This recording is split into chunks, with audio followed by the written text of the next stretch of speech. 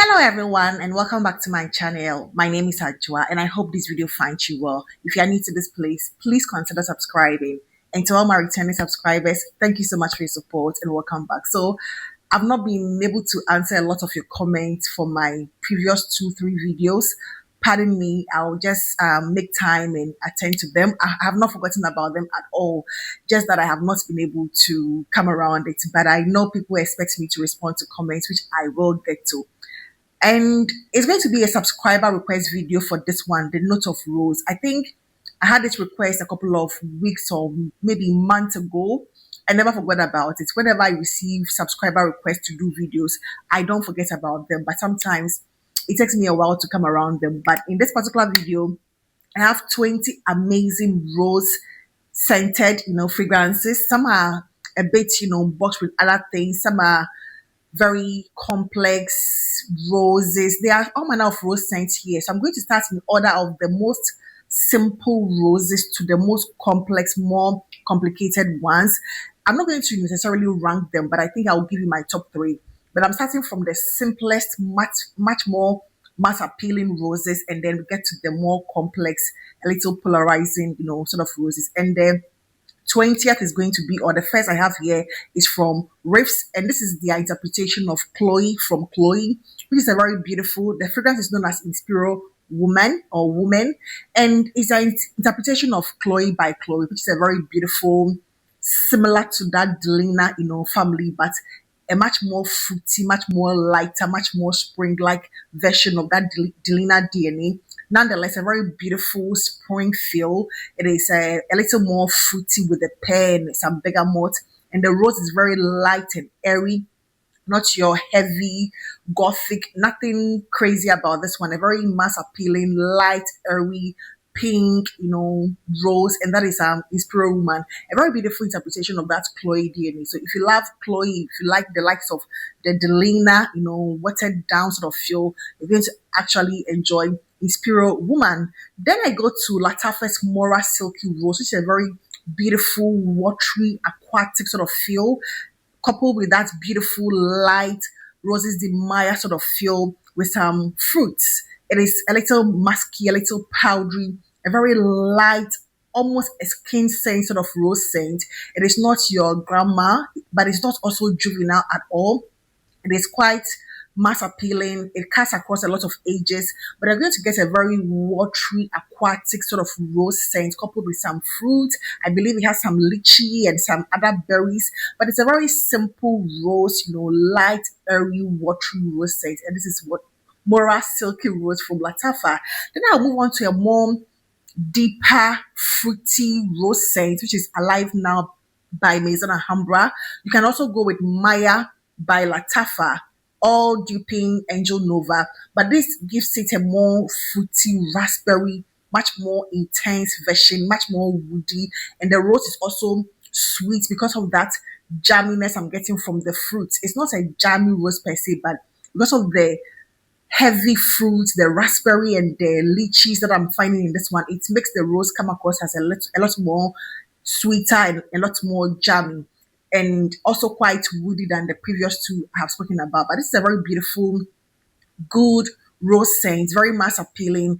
It's cut across, a lot of occasions. You can wear it for the office. You can take it to date night. It's like very versatile. It's intense and strong and very beautiful and very mass appealing. And this is Alive Now. But you can go with Maya from Lattafa. Similarly, a rose scent that is very wearable is going to be Cleopatra from Hamidi. And I'm going to do Cleopatra from Hamidi with Venti Charisma from Fragrance World. These are very identical, the same thing, all inspired by Creed Camina. But my bottle of Cleopatra, it's not working, so I can't spray anything out, So I'm forced to go with Charisma, Venti Charisma, which to me is a lighter, watery, or watered down version of Cleopatra. Cleopatra is the best of the two in my opinion, although after maceration I find this one also being a lot more intense, but it's still not as intense as I find in Cleopatra from Hamidi. Very beautiful nonetheless, but this is going to be your cherry, powdery, floral, violety, irisy, rose scent. It's a bit powdery, a bit, it feels a bit dry. Like the rose feels a little dry. It doesn't necessarily give me a fresh rose, but it's like pink rose, but it feels a little dry, but also powdery and musky, and gives me that floral violety, irisy sort of feel with a cherry, giving it a bit of sweetness and a bit more florals aside the rose. It has peony, yeah, it has peony and other amazing, beautiful florals too. So this is charisma venti or venti charisma, and then Cleopatra from Hamidi. I would also want to go with this one from Al Muktalif.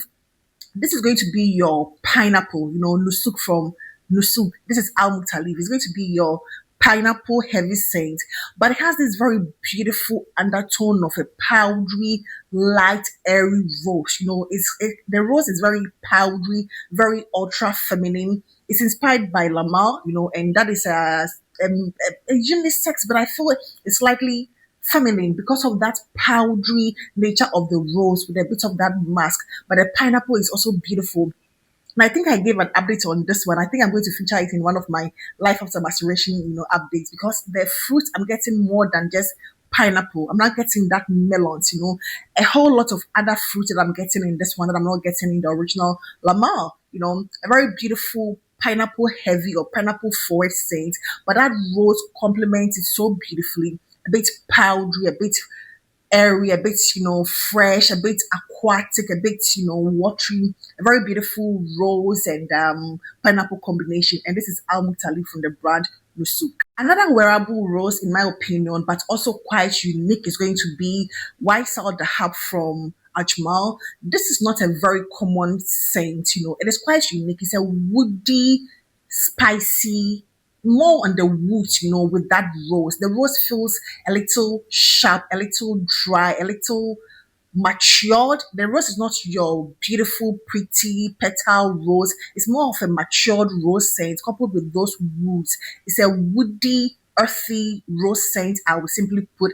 It's quite unique, but also quite mass appealing at the same time. It is not your regular girly fun. It is not necessarily a fun fragrance. I think it is more office appropriate, not too fun, not too playful, but it's also very mass appealing. But if you want something on the more masculine side, but very unisex, maybe unisex leaning slightly masculine, I would say go for this one. Although very, unisex, feminine, people can wear it or women can also wear this one, but it's more woody. There's more woody earthiness about it with that rose, and the rose feels a lot more mature than your regular beautiful airy light watery aquatic roses. This is a very mature sort of rose, but the spice and the woods blends beautifully, and it gives it a more matured, a little more complex, but also very mass appealing rose. And this is White Salt the Hub from the brand Ajmal. I'm going to go with a more likable but lactonic one. And lactonic fragrances do not necessarily work with a lot of people. But in the case of Noble Blush from Latafa, I think it is very mass appealing. This is your quintessential rose, milk. That is what it is essentially, rose milk with some nuttiness, some almonds. And I'm beginning to find this one gets it a lot more sweeter over time. It's not your very sweet, scent, but over time as it matures, it's getting a lot more sweeter. The milk is not your regular heavy lactonic creamy milk. There's a bit of creaminess coming from that meringue and that nutty almondy, feel in this one. But it's your rose milk, essentially. It feels like a floral gourmand, the floral being the rose and then that milky meringue almondy part, being that gourmand aspect. It's a typical or a very well composed floral gourmand in my opinion, and this is a Noble Blush, very wearable, very mass appealing. It is milk done right. Even if you're not a fan of heavy milky fragrances, this one is not going to be that quintessential ultra foodie realistic milk that is going to turn your stomach. That beautiful rose here, makes it quite a pleasant one for people who are not even into gourmand fragrances, and this is Noble Blush from the brand Latafa. The next is going to be the Delina families. Unfortunately, I don't have any full bottle of a Delina dupe that I actually enjoy now. I have this one from Zimaya Fatima, which is good, but it's not the greatest dupe of Delina. In the past, I've come across Delilah Rose 01, which I have a decant here of Roses 01, from Saudi Arabia, which is a very beautiful interpretation of Delina.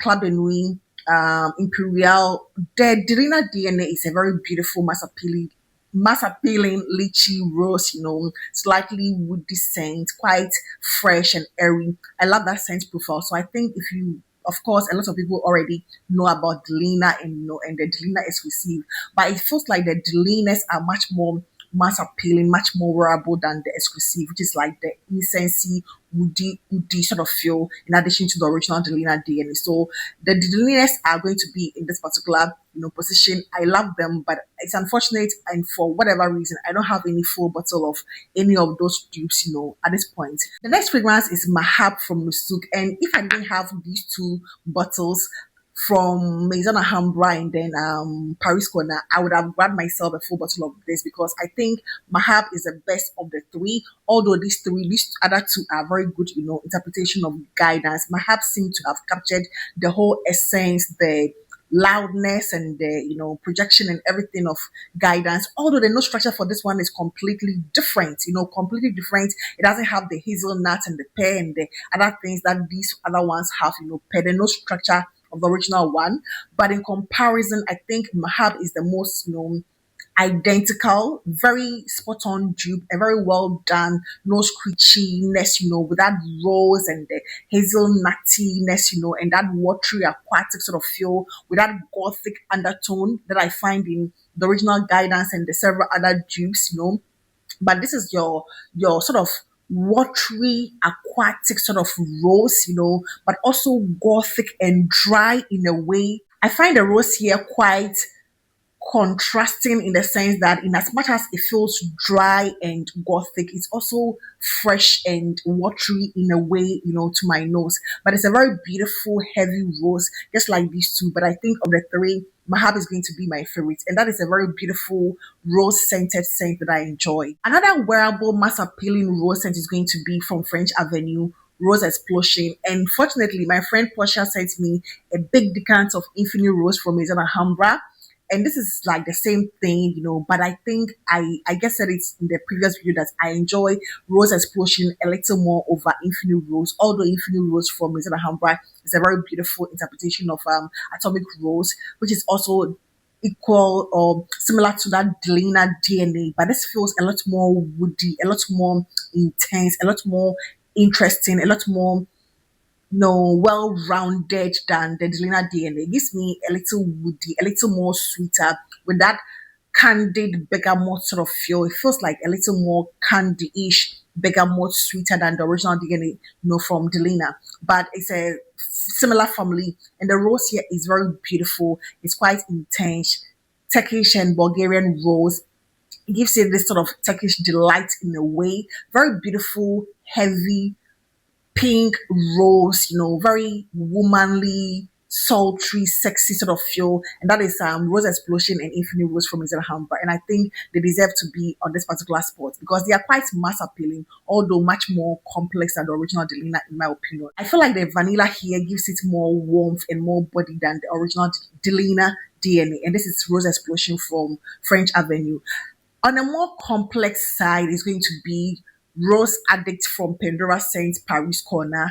This is their interpretation of Rose Prick from Tom Ford, which is essentially a honeyed rose scent, quite earthy, quite, patchouli heavy, quite woody. It's honey.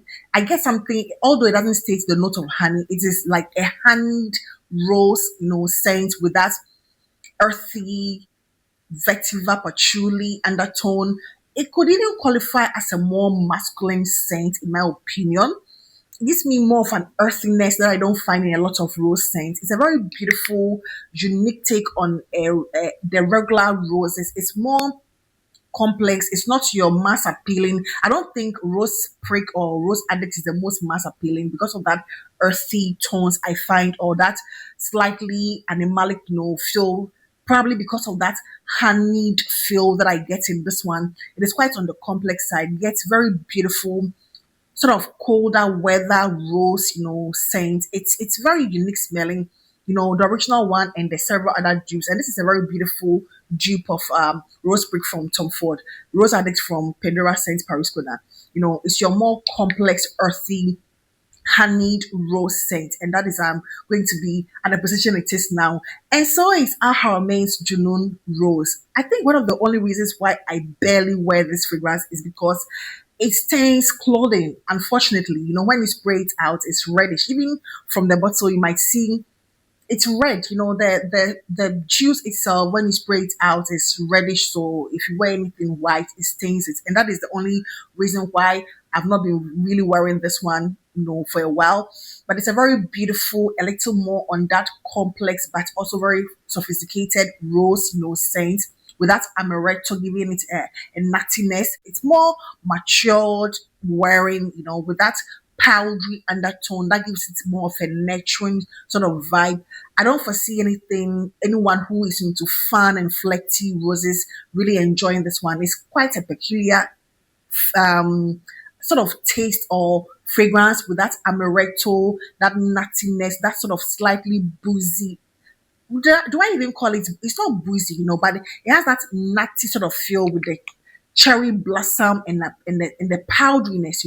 It's quite unique smelling, but the only reason why I have not pulled this one out for a while is because it stains clothing, and I don't enjoy that part of it. But the fragrance by itself is a matured, dry, powdery rose. It gives me that, without cherry blossom, but it's not your quintessential heavy cherry, sweet, jammy. No, it's more of a cherry blossom, giving it more of a bit of a floral, undertone, and that nuttiness and the matured rose, essentially. And that is Junoon Rose from Aharami.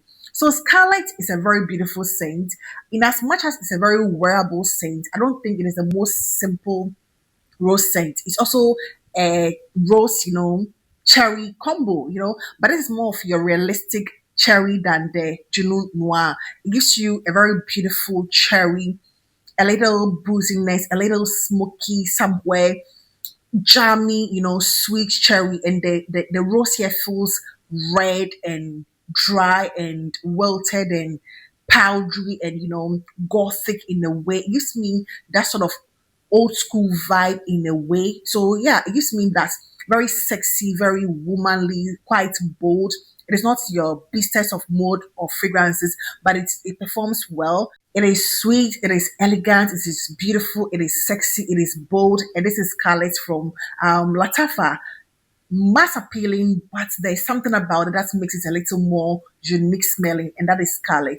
Another one which feels similar in terms of character to Scarlet is going to be Hibiscus Mahajad, but in this case, I'm going to show you Le Prestige Royale, which I have, but preference wise, I prefer Hibisco Navana, which is from Paris Corner, and I have just a small vial of that.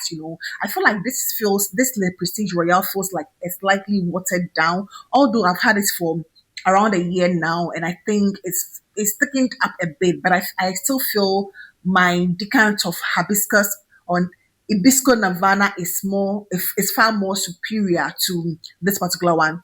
Nonetheless, it's a very beautiful rose hibiscus, suede leather sort of feel with a hint of vanilla. But what you're getting for the most part is that dry, wilted rose, dry hibiscus leaves, a powdery makeupy feel. It has a bit of that makeupy feel, and so is Scarlet. Scarlet at some point gives you a bit of that makeupy feel, yeah. And they sort of give me a very similar vibe, although they don't smell alike in any way. So in this case, I'm recommending Hibisco Navana, although this one is not a bad fragrance at all. If you are into something of a lighter feel, maybe if the Hibisco Navana is more intense and much more intrusive, you might want to go with this one. But they are both beautiful, and my preference is Hibisco Navana because of that intensity I find in the rose and the hibiscus and the leathery suede, sort of feel. Yeah, and that is Hibisco Navana or Le Prestige Royale from Cadlage. On a more animalic, skanky, much more complex one, I'm going to go with Amethyst from the brand Latafa. Amethyst is an oldie, as we always say, but a goodie. And it's not for everybody. It's much more complex. It's far more complex, way more polarizing than your regular average fruity floral no rose scent. This is your rose, but also heavy on that candied bergamot and the Turkish delight sort of feel. You're getting the Turkish rose, Bulgarian rose, vanilla, agarwood, and the agarwood feels a lot more polarizing, a little bit, banyan-y. It is your funky Middle Eastern. It gives me like a Middle Eastern version of Atomic Rose. I think I would just describe it as a Middle Eastern version of the Atomic Rose DNA. It feels different. They are not identical, but I think they were going for that because even the note structure for this one is the same as Atomic Rose and even Rose Explosion. But this one is more animalic with that agarwood that gives it a banyan-y, but the rose feel candied. It feels sweet with that intense vanilla and the candied, citruses. But it's a very beautiful, heavy rose, matured smelling, and that agarwood makes it a lot more complex. And this is amethyst from Latafa. It's not for everybody, so it's one that you might want to, if you, at this point you don't have it, you might want to test it before you get yourself a full size bottle. Another one which is also on a gothic, more complex black widow sort of feel is going to be Club de Nuit Intense from Amaf. And this is a very bewitching, gothic, dry, red rose that is belted and, crushed. It feels like that. It gives me that sort of, Halloween gothic sort of feel. It's a very beautiful, earthy mushroom. It has that sort of mushroom undertone, although it doesn't have the note of mushroom. It's got some spicy nutmeg, but it gives you that earthy truffle mushroom feel, with that nutmeg and the woods and the dry red wilted rose. It gives me that. The rose here is very matured, very unisex smelling, but also very sweet. A little, something, a little, isn't me, but there's something a little boozy about this scent, as it ages, it gets a little more stronger and it comes across as slightly boozy to my nose somehow. It's a bit of booziness I'm getting from Club de Nuit Intense Woman, which is their interpretation of Amal's interpretation of Noir de Noir.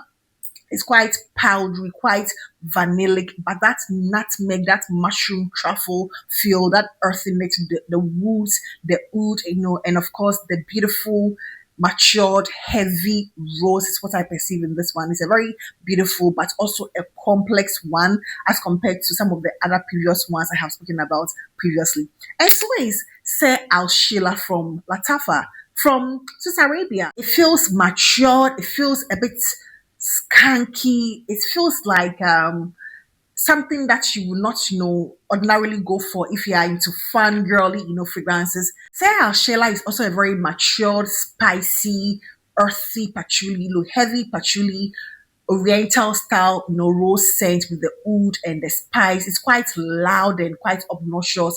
It's your very heavy, polarizing one. It gives you a quintessential Middle Eastern style rose oud, combo that is quite polarizing. That is not going to be for everybody. It is quite mature smelling. I don't think it is the most mass appealing, but there is this beauty in the dry down. I still don't like the opening. The opening feels a little inky sort of feel to me, but a dry down with that sweetness. There's this sweetness that comes with the dry down. The oud is much more refined at the dry down.